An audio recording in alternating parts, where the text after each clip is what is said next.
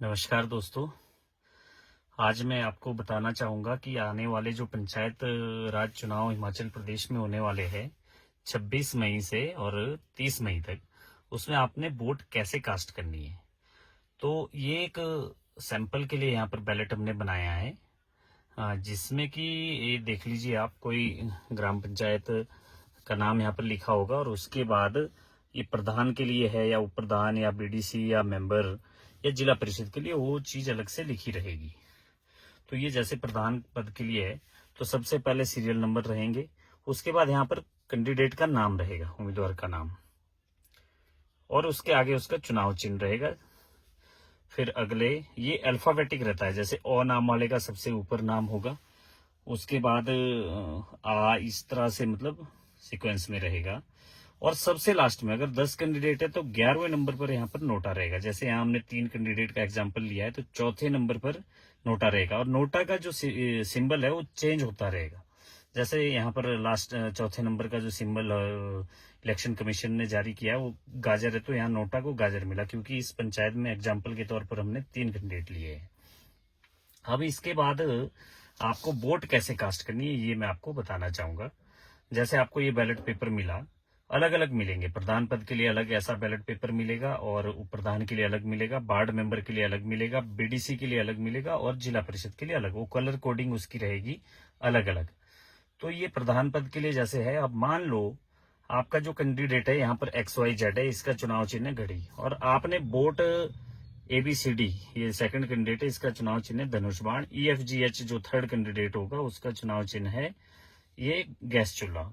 मान लिया कि आपने वोट कास्ट करनी थी यहाँ पर ABCD को, मतलब धनुष बाण, तो वहां पर ऐसे कोई अलग से आगे स्पेस नहीं रहेगा, यहाँ पर कैंडिडेट का नाम रहेगा, तो यहाँ पर आपने ऐसे स्टैंप मारनी है, ऐसे, समझ गए।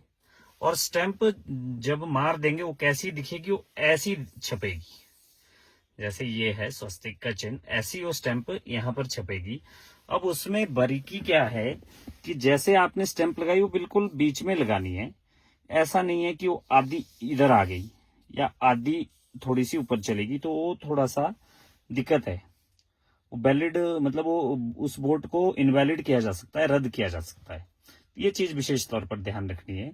और उसके बाद जैसे आप बैलेट को फोल्ड करते हैं, वो एक बड़ी चीज है। बैलेट को आपने फोल्ड, मैक्सिमम लोग ऐसे करते हैं, ऐसे, जो कि गलत तरीका है, क्योंकि अगर आपने यहाँ वोट कास्ट की है वो स्याही गिल्ली होती है, जैसे आप यूं करेंगे तो वो यहाँ छप सकती है, वो यहाँ छप सकती है, जिससे कि आपकी वोट खराब होगी।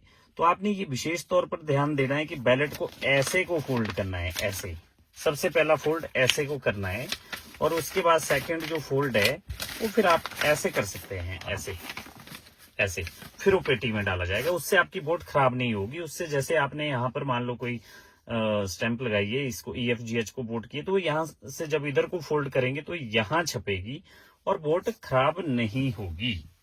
तो ये विशेष तौर पर ध्यान देना है। और वोटिंग के लिए आपको वोटर ID, अपना आधार कार्ड, वोटर ID, कोई ना कोई पहचान पत्र लाना है। और कंसर्न जहां आपका नाम वोटर लिस्ट में जिस वार्ड में है वहीं पर आप वोट दे सकते हैं। कोई ऐसा नहीं है कि इधर उधर दे दे, आइडेंटिटी जरूर साथ रखें। तो इसी तरीके से आप इस आने वाले पंचायती राज चुनाव में अपनी वोट कास्ट कर सकते हैं। अगर वीडियो अच्छी लगी हो तो इसको ज्यादा से ज्यादा लोगों तक पहुंचाएं, ज्यादा से ज्यादा लोगों तक आप इसे शेयर करें, ताकि कोई भी वोट खराब ना हो, किसी की भी वोट खराब ना हो। क्योंकि वोट जो है एक बहुत, लोकतंत्र में एक बहुत महत्वपूर्ण चीज है, अपना अलग महत्व रखता है। आपने अपना प्रत्याशी चुनना है, सोच समझकर प्रत्याशी चुने जो लोगों की काम कर सके, पढ़ा लिखा हो, समझदार हो। ऐसे लोगों को ना लाए कि जो अपनी जेब भरने की मंशा रखते हो। तो प्लीज एक बार फिर से आपसे रिक्वेस्ट करता हूं कि वोट जरूर करें, और जैसा हमने यहाँ बताया इस तरीके से वोट करें। धन्यवाद।